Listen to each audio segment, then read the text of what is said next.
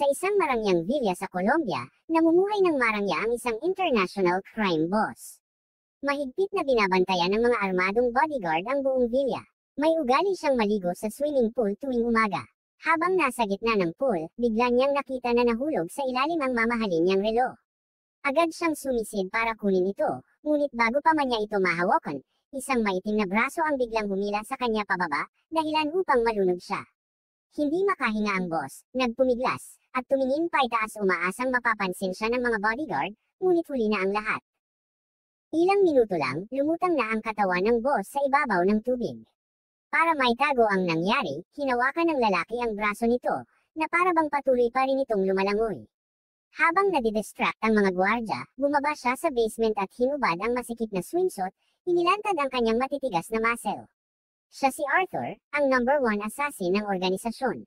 Hindi pa kailanman pumalpak si Arthur sa kanyang misyon. Ang dahilan ng kanyang pagiging pinakamahusay ay ang perpekto niyang murder plan. Walang putok, walang bakas na iniiwan. Eksperto siya sa pagtatakip ng krimen. Hindi niya pinansin ang mga sigaw ng mga katulong at bodyguard sa itaas nang makita nila ang katawan ng kanilang amo. Ang akala lamang nila ay nalunod ito sa aksidente, hindi naisip na pinatay ito ng isang assassin. Samantala, sinamantala ni Arthur ang pagkakagulo. Nagpalit siya ng suot ng isang chef at nakihalo sa mga lingkod. Kalma niyang nilisan ang villa, mabilis na pumunta sa kanyang kotse, kinuha ang kanyang gamit, at nagtungo sa tulay. Tiningnan niya ang relo, maingat na kinakalkala ang oras kung kailan daraan ang ferry sa ilalim ng tulay. Pagkatapos ay tumalon siya at kumapit sa buntot ng maliit na bangka. Gamit ang hatek ng makina, madali siyang nakalayo nang hindi nasasayang ang kanyang lakas. Sa loob lamang ng 24 na oras, natapos niya ang misyon. Mabilis siyang bumalik sa kanyang boathouse at sa kanyang liblib na tirahan. Binigyan pa niya ng isang bote ng mamahaling alak ang gwardya bilang bayad sa overtime. Pagkatapos, sumakay siya sa speedboat at mabilis na tumakas. Ang kanyang secret base ay malayo sa mainland upang manatiling lihim ang kanyang pagkakakilanlan at mga misyon. Matapos ang nakakapagod na operasyon, nagpapatugtog siya ng musika upang makapagpahinga. Sunod ay kinuha niya ang impormasyon at larawan ng boss at sinira ang mga ito. Bago pa man siya kumilos, isang buwan niyang pinag-aralan ang target. Ang Mexican boss na iyon ay kilalang kilala bilang isang smuggler na kinamumuhian ng lahat. Palibhasa'y mayabang, hinahayaan pa nitong bugbugin ng kanyang mga tauhan ang mga motorista kung nagkataong nakaharang ang kanilang mga sasakyan sa kanyang daraanan. Simple lang ang moto ni Arthur, para sa kanya, madali lang ang pagbalangkas ng gatilyo, ngunit ang pinakamahirap ay tapusin ang misyon ng walang sinumang makaalam na siya ay naroon. Habang kumakain, binasa niya ang balita online tungkol sa pagkamatay ng boss na di umano'y nalunod sa kanyang pribadong swimming pool. Kontento siya at saka pumunta upang kolektahin ang kanyang bayad. Kada trabaho, kumikita siya ng 1 hanggang 2 milyon, sapat para mamuhay ng marangya habang buhay ng walang inaalala. Nakipagkita siya sa middleman sa isang American-style breakfast diner. Dumating ang isang matandang lalaking may puting buhok, naka-wheelchair, ngunit halatang matatag pa rin ang dating. Siya si Harry, matagal ng kaibigan at katuwang ni Arthur.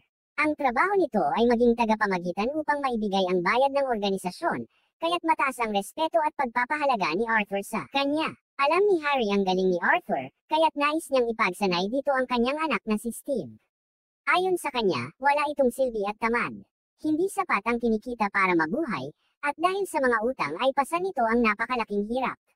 Dahil sa matagal na nilang ugnayan, agad na pumayag si Arthur. Pagkatanggap ng gantimpala, masayang dinala ni Arthur ang pera at nagpunta sa isang bar para magliwaliw. Kahit isa siyang malamig ang dugong assassin, lalaki pa rin siya na naaakit sa magagandang dalaga. Kaagad na napansin niya ang isang pormadong babae, at alam na ng lahat ang sumunod na nangyari. Matapos ang kanilang sandali, iniwan niya ito ng makapal na perang cash at umalis. Pag-uwi, binuksan ni Arthur ang kanyang computer upang matanggap ang susunod na misyon. Ngunit laking gulat niya nang makita kung sino ang target. Ang organisasyon mismo ang nagutos na patayin niya si Harry, ang matalik niyang kaibigan. Akala niya nagkamali ang manager, kaya agad niya itong tinawagan upang magtanong. Ngunit mariing kinumpirma ng nasa kabilang linya na si Harry nga ang nais nilang ipatamba. Ayaw pa ring sumuko ni Arthur kaya humiling siya ng 10 kasama ang senior manager upang malinawan. Sumakay siya sa isang pribadong eroplano na ipinadala ni Dean patungo sa isang secret address. Paglapag niya, sinalubong siya ng bodyguard ni Dean. Sa kabila ng itsura nito, isa pala itong world boxing champion na pumayag maging gwardya ni Dean, patunay kung gaano kalakas ang impluwensya ng amo. Habang nasa sasakyan, kausap ni Dean sa telepono ang kanyang anak. Kahit anong klaseng pagpatay ang trabaho nila, tulad ng iba, nais pa rin nila ng maayos na pamilya. Ipinaliwanag ni Dean kay Arthur na 6 na buwan na ang nakalipas, nagpadala ang organisasyon ng 5 operatiba sa South Africa upang harapin ang isang drug lord. Ngunit lahat ng 5 ay namatay sa kakaibang paraan. Wala ring impormasyong bumalik sa organisasyon at tanging ang senior director at si Harry lamang ang may alam tungkol sa deal na iyon. Sa investigasyon, napansin ng director ang kakaibang transaksyon sa bank account ni Harry. Tinatayang $20 milyon ang pumasok dito. Kahinahinala, lalo na't ang alam nila, sapat lang ang pera ni Harry para makaraos at pasan pa niya ang mga utang ng kanyang anak. Saan kaya nanggaling ang pera? Doon nagsimula ang hinala. Paano kung ipinagkanulo ni Harry ang organisasyon at ipinasa ang impormasyon kapalit ng pera? Para sa kanila, mas mabuting magkamali ng target kaysa palampasin ang isang traidor. At dahil malapit na magkaibigan sina Arthur at Harry, si Arthur mismo ang inatasan na pumatay sa kanya. Mas magiging madali ang paglapit at mas ligtas para sa organisasyon dahil walang maiiwang bakas. Mayroon lamang siyang 48 oras para tapusin ang misyon, kung hindi ay siya naman ang huhulihin at papatayin ng organisasyon. Dito labis na nabagabag si Arthur, sa pilitang haharapin ang ideya na siya mismo ang papatay sa matalik na kaibigan. Sa kabilang banda, habang nagtatrabaho, nakatanggap si Harry ng tawag mula kay Arthur. Binalaan siya nito na agad lisanin ang gusali dahil naniniwala ang organisasyon na ipinagkanulo niya sila at may papatay na paparating.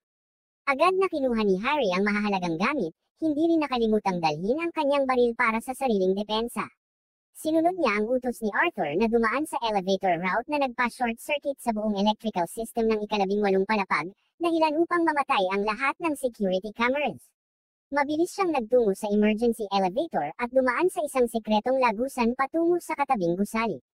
Nang makalabas si Harry sa parking lot, labis siyang nakahinga ng maluwag nang makita roon si Arthur. Ngunit nang lumingon siya at makita ang lubos na winasak na sasakyan, sa kanya. Lubusang naunawaan ang tunay na intensyon. Inamin ni Harry na ipinagkanulo niya ang organisasyon at pinuri si Arthur sa mahusay nitong pag-ayos ng lahat. Walang nakuhang footage ang mga security camera at posibleng magmumukhang isang staged robbery murder ang buong eksena. Mula sa kanyang katawan, inilabas niya ang isang pilak na baril, hindi upang barilin si Arthur kundi upang dagdagan pa ang ilang bala para mas magmukhang totoo ang engkwentro laban sa mga magnanakaw. Ibinigay niya ang baril kay Arthur. Tinanggap ito ni Arthur at itinutok mismo sa dibdib ng kaibigan. Bilang isang assassin, bawal sa kanya ang lumuha. Matapos ang libing, nagtungo si Arthur sa puntod ni Harry upang dalawin ang dating kaibigan. Doon niya nakilala si Steve, ang anak nitong dating pasaway. Ngunit matapos mamatay ang ama, naging mas kalmado at masunurin si Steve. Lumapit siya kay Arthur upang bumati, at sabay silang sumakay sa kotse papunta sa dating tahanan ni Harry. Pagpasok nilang dalawa sa bahay, inalok siya ni Arthur ng tulong pinansyal, ngunit tumanggi si Steve.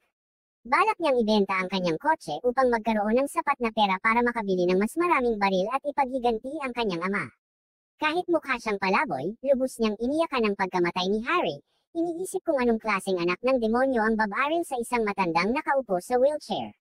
Nangako siya na ipaghihiganti ang kanyang ama, ngunit pinaalalahanan siya ni Arthur na mag-ingat bago ito umalis.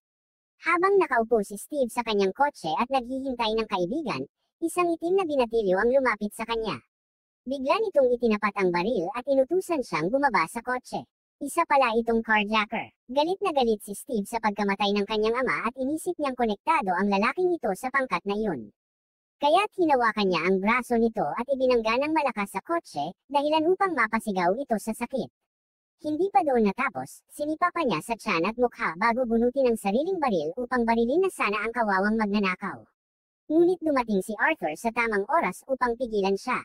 Hinayla niya si Steve pabalik sa kotse at tinakot ang carjacker na huwag nitong ibubunyag ang nangyari ngayong gabi kung ayaw nitong mamatay. Samantala, si Steve ay kumalma rin sa huli at umalis na nanginginig sa takot. Kinabukasan, muli siyang lumapit kay Arthur upang magmakaawang maturuan siya bilang assassin, at nagkataon namang nasalubong niya ito habang naglalakad sa kalsada. Tinanggihan siya ni Arthur, ngunit mariing sinabi ni Steve na ang matanda ay labis na tumulong sa kanya noon. At ngayong siya ay nahihirapan, bakit naman hindi siya matutulungan pabalik? Para kay Arthur, Tila wala itong utang na loob, kaya hindi na niya ito pinansin. Sumakay siya ng kotse at umalis. Ngunit nang muling tumingin siya sa larawan ng kanyang yumaong kaibigan, at dahil nais niyang makabawi, muling nakipag-ugnayan si Arthur kay Steve upang simulan siyang turuan at gawin ding assassin tulad niya. Eksaktong alas 7 ng umaga, tulad ng kanilang napagkasundoan, dumating si Steve sa isang pet store. Ipinaliwanag ni Arthur sa kanya kung bakit tinatawag na mechanic ang kanilang propesyon, sapagkat espesyalista sila sa paglutas ng mga problema, nagtatrabaho batay sa kontrata kapalit ng pera. Nagkunwari si Steve na alam niya na ang lahat tungkol sa trabahong ito, iniisip na napakadali lamang para sa kanya. Ngunit malamig na sinabi ni Arthur, wala ka talagang alam. Labis itong ikinagalit ni Steve at sinagot siya na hindi rin niya kilala kung sino siya. Ngunit laking gulat niya nang bigkasan ni Arthur ang lahat ng impormasyon tungkol sa kanya, mula pagkasilang, edad ng kanyang ina nang ito'y mamatay, hanggang sa lahat ng record niya sa krimen noong high school. Lahat ng ito ay malinaw na nakabaon sa alaala ni Arthur. Doon tuluyang humanga at sumuko si Steve. Ipinilit ni Arthur na mag-alaga muna si Steve ng aso dahil gusto niyang turuan ito ng kakayahang makihalo sa ordinaryong tao at huwag palaging kumikilos ayon sa emosyon. Tulad ng nangyari kagabi, kailangan niyang matutong magtayo ng panlabas na anyo ng isang mabait na binata, madalas naglalakad ng aso, at ang tanging libangan ay paglutas ng Sudoku puzzle sa isang coffee shop para walang makakahinala na ang isang simpleng binata ay sangkot sa pagpatay. Matapos ma-develop ang ganoong habit, sinimulan na siyang turuan ni Arthur ng shooting skills. Unti-unting gumaling si Steve. Sa simula, butas lamang ng puno ang kanyang natatamaan, ngunit di nagtagal ay kaya na niyang putulin ang isang sementadong blok gamit ang kanyang putok. Sunod naman ay kinailangan niyang pag-aralan ang medikal na kaalaman upang malinlang ang mga kumpanya ng life insurance.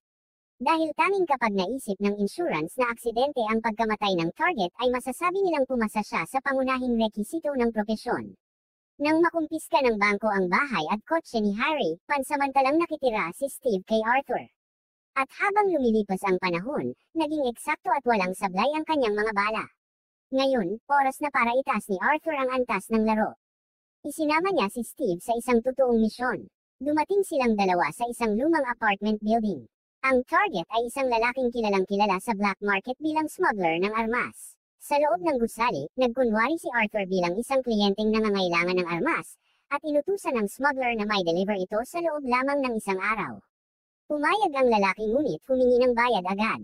Habang abala itong nagbibilang ng pera, bigla na lamang nilagyan ni Arthur ng lubag ang leeg nito at sinakaw hanggang mawala ng hininga. Sunod na ginawa niya ang pagtatahi ng peking crime scene. Binuksan niya ang isang pornographic film at inilagay ang unan sa tapat ng katawan ng arms smuggler. Ang dahilan ng pagkamatay na iniwan niya ay di umano'y dahil sa hypersexuality. Sa kabila ng pagtatakang nakikita sa mukha ni Steve, wala pa rin itong sinabi. Pagkatapos, dinala siya ni Arthur sa isang silid na puno ng mga larawan at impormasyon tungkol sa lalaking kanilang pinaslang. Natuklasan ni Steve na bukod sa pagbebenta ng armas, sangkot din ito sa droga, pagbaril sa mga pulis, at iba't ibang kalaswan, ngunit nanatili pa rin itong malaya. Kaya't sa huli, hiniling din ng organisasyon na siya ay alisin. Ngayon naman ay si Steve ang binigyan ng kanyang unang misyon. Ang target, ang malaking lalaking palagi niyang nakikita sa coffee shop. Ayon kay Arthur, ang taong ito ay isa ring mechanic assassin mula sa ibang organisasyon. Mayroon itong regular na schedule, lagi itong nasa coffee shop tuwing alas 9 hanggang alas 10 ng umaga. Halos imposibleng lapitan ang target na ito, ngunit mayroon itong dalawang kahinaan, ang mga asong chihuahua at ang paghahanap ng mga batang lalaki bilang kasosyo. Kahanga-hanga ang kalkulasyon ni Arthur, alam niya pati ang paboritong catchphrase ng lalaki at naghanda pa ng mga eksaktong sagot para madaling mahulog si Steve sa loob nito. At nangyari nga, agad na nakuha ni Steve ang tiwala ng target. Inanyayahan siya nitong uminom sa bar. Sumang-ayon si Steve at bumalik muna kay Arthur upang ihanda ang mga gamit. Dito ay inihanda niya ang isang espesyal na gamot na nakakapagpatigil ng tibok ng puso. 6 na patak lamang ay sapat na upang patumbahin ang isang adulto. Habang nakatingin si Steve kay Arthur, puno ng paghanga ang kanyang mga mata. Kinagabihan, sa isang bar na siksikan sa tao, ginamit ni Steve ang kanyang talento upang mapasaya ang target hanggang halos pumikit ito sa kakatawa. Sa oras na ito'y tumayo ang lalaki, mabilis na tinapunan ni Steve ng ilang patak ng espesyal na solusyon ang kanyang baso ng alak, ayon sa tagubili ni Arthur. Ngunit sa huli, hindi niya ito nilason. Ang gusto niya ay ang sariling pakiramdam ng pagsikal at pagpatay gamit ang kanyang sariling mga kamay. Ginamit niya ang taktika ng soft ties type, umalis siya agad, na ikinainis ng target at agad siyang sinundan. Dinala siya nito sa kanyang pribadong bahay. Ngunit muling sinuwi ni Steve ang utos ni Arthur. Mahigpit nitong sinabi na huwag lumaban ng hand-to-hand laban sa malaking lalaking ito, sapagkat higit 2 ulo ang taas nito kaysa sa kanya. Ngunit binaliwala niya ito. Sa bahay ng target, sinimulan nitong akitin si Steve at isa-isang tinanggal ang butones ng kanyang suot. Nakisabay din si Steve, kunwari nagtanggal ng sinturon ng lalaki, dahilan upang ito'y ngumiti sa tuwa. Ngunit sa oras na lumingon ang target, agad na hinayla ni Steve ang sinturon at itinali sa leeg nito. Subalit dahil sa laki ng katawan ng lalaki, agad nitong nahawakan si Steve at ibinagsak siya sa sahig. Kumuha si Steve ng upuan at inihampas sa mukha nito, ngunit walang epekto. Mabilis siyang binuhat ng target at ibinangga sa pader. Hinayla siya papasok sa kusina at inihagis na parang poloka. Sa isang pagkakataon ng pagkakamali ng target, nakakuha si Steve ng distornilyador at sinaksak ito sa tiyan. Ngunit patuloy pa rin ang atake ng lalaki. Matagal silang nagpalitan ng lakas hanggang sa tuluyang napabagsak ni Steve ang target. Paulit-ulit niya itong sinaksak sa dibdib hanggang mababad sa dugo ang damit nito. Bumalik si Steve sa bahay ni Arthur na bagbog at sugatan, dahilan upang labis na minas ang kanyang mentor. Pinagsabihan siya ni Arthur dahil muli itong kumilos ng walang permiso. Dapat ay malinis ang pagkakagawa ng trabaho, ngunit muling hindi siya sumunod. Ngayon, mararamdaman niya ang sakit at matututo ng leksyon. Isang karanasan na dapat niyang baunin. Ayon sa nakagawian, dinala siya ni Arthur sa bar para magliwaliw tuwing may natatapos na misyon. Doon muli niyang nakita ang magandang babae noong nakaraan, kaya agad niya itong sinundan. Si Steve na may hindi rin nagpahuli, agad niyang napansin ang isang sexing babae na may hubog na katawan. Matapos magpaalam sa kanyang kasintahan, dumiretso si Arthur sa paliparan upang kunin ang isang pakete. Maingat niyang binuksan ang kahon, bayad iyon ng organisasyon matapos ang matagumpay na asasinasyon. Doon tumawag si Dean, nagtatanong kung bakit siya nagtalaga ng misyon sa iba at lumihis sa kasunduan. Matigas na sagot ni Arthur, tanging kay Harry lamang siya may kasunduan, hindi sa organisasyon. Sa usapan, nalaman ni Dean na ang tinuturuan ni Arthur ay walang iba kundi anak mismo ni Harry. Binalaan siya nitong mag-ingat, baka nag-aalaga siya ng ahas na kakain sa sariling manok. Pagkatapos, nag-atas si Dean ng bagong misyon, isang malaking transaksyon na dapat agad may sigawa. Tiningnan ni Arthur ang file ng target at sagot niya ay iisipin muna bago tatanggapin. Pagbalik sa bahay, sinuri niya ang file at ipinako sa board. Sa video clip, nakilala nila ang target, si Andrew, 45 anyos, nagpapakilalang tagapagligtas. Kumita ito ng milyon-milyon mula sa simbahan at sa mga tagasunod na bulag sa katotohanan. Kasama ni Steve, pinagplanuhan nila ang mabilis at epektibong paraan para tapusin ito. Lumipad sila patungong Chicago, kung saan namamayagpag si Andrew at ang kulto nito. Mula sa malayo, halatang isa itong manloloko. Lalo pang lumala ng matuklasang siya ang sangkot sa pagpatay sa isang madre na nagdadalantaw umano ng kanyang anak. $22 milyong ang ginastos niya upang patahimikin ang issue. Habang nagmamasid, nakita nilang si Andrew ay maamong anyo kapag may tao, ngunit kapag nag-iisa, bagsak na bagsak. May mga tagasunod pang humihingi ng autograph at pagpapala, lalo na ang isang magandang disipula na halatang nahumaling sa kanya. Sa penthouse kung saan ito nakatira, palihim na nagkabit ng surveillance camera sina Arthur at Steve. Dumaan sila sa plumbing system at nakapasok ng hindi napapansin. Sa tulong ng mini camera, natanong nila si Andrew kasama ang personal niyang doktor, si Frank. Mula roon, nadiskubre nilang ketamine ang itinuturok kay Andrew, isang anestetikong posibleng sumalungat sa adrenaline at makasira sa kanilang plano. Ngunit hindi umatras si Arthur. Nang lumabas si Frank upang sumagot ng tawag, agad nilang sinunggaban si Andrew. Dahil high sa droga, wala itong laban. Hawak ni Arthur ang kanyang ulo habang si Steve ay gumamit ng endoscope upang tuluyang sakalin siya hanggang mamatay. Pagbalik ni Frank, bumulaga sa kanya ang bangkay ni Andrew, agad itong nagwala. Habang nakatago, aksidenteng nakabagsak ng tornilyo si Steve. Dahil dito, natuklasan sila ng mga gwardya. Mabilis silang nagkaputukan. Pinatay ni Steve ang isang tauhan, kaya't nag-alarma ang iba at hinabol sila. Sa habulan, binasag ni Arthur ang salamin at tumakbo papuntang bubungan. Si Steve na may nakipagbuno sa mga armadong bantay. Sa huli, parehong nakatakas ang dalawa gamit ang safety rope, ngunit kulang sa haba kaya't napilitang pumasok sa isang apartment. Doon sila nagbihis bilang mga bisita at nakalabas ng hindi napapansin. Sa paliparan, muling nakatagpo ni Arthur ang isang matagal nang kilala, si Sebastian, dating asasin na di umano'y napatay sa South Africa. Ngunit nabunyag ang katotohanan, si Dean mismo ang nagbayad sa kanya upang pumatay ng mga natitirang kasamahan, magpanggap na patay, at ibintang ang lahat kay Harry. Sa madaling sabi, si Dean ang tunay na taksil. Nagkaroon ng mabangis na laban sa pagitan nila ni Sebastian. Halos mapatay na siya nito nang magamit niya ang pin ng fire extinguisher at isaksak sa mukha ng kalaban. Hindi niya tinapos ang buhay ni Sebastian, itinapon lamang niya ito sa kalye kung saan agad nasagasaan at namatay. Kasunod noon, si Dean na ang susunod. Ngunit bago siya kumilos, nalaman niyang bihag ng organisasyon si Steve. Sa isang tawag, palihim niyang tinuruan si Steve kung saan makakakuha ng baril. Napatay ni Steve ang 3 bantay at nakatakas. Habang nagbabalot ng gamit, nadiskubre ni Steve ang pilak na baril ni Harry sa mga kagamitan ni Arthur. Noon niya tuluyang nalamang si Arthur ang pumatay sa kanyang ama. Ngunit pinili niyang manahimik. Habang naglalakbay, tinanong siya ni Steve kung iniisip ba ni Arthur ang mga taong kanyang pinapatay. Sagot niya ay hindi kailanman. Ngunit nang muling Zane, umamin siyang pagkatapos ng lahat, oo, nararamdaman niya. Ngunit wala itong kinalaman sa personal na damdamin, trabaho lamang, walang awa, walang pagsisisi. Nagpunta sila sa bahay ni Finch, tauhan ni Dean. Mabilis na binaril ni Steve ang binti nito habang si Arthur na may walang pag-aalinlangang ginamit ang anak na babae nito bilang panakot. Sa huli, nalaman nila ang lahat ng detalye, si Dean ang nagtakda ng presyo sa ulo ni Harry, $50 milyong. Matapos ayusin ang plano, sinalakay nila ang convoy ni Dean. Si Steve, gamit ang boss, binangga ang mga escort. Si Arthur naman, ginamit ang truck ng basura upang habulin ang kotse ni Dean. Sa huli, nabangga nila ito at halos lahat ng sakay ay patay, maliban kay Dean. Sugatan itong gumapang palabas, ngunit sinalubong siya ng malamig na tingin ng dalawa at paulit-ulit na binaril hanggang mamatay. Plano ni Arthur, maglaho silang dalawa at magsimula ng panibagong buhay. Ngunit si Steve, hawak na ang baril ng kanyang ama, malinaw na nagbabalak ng iba. Sa isang gasolinahan, habang nagkukunwaring bumibili, pinuno niya ng gasolina ang paligid at mula sa malayo, pinasabog ang sasakyan ni Arthur.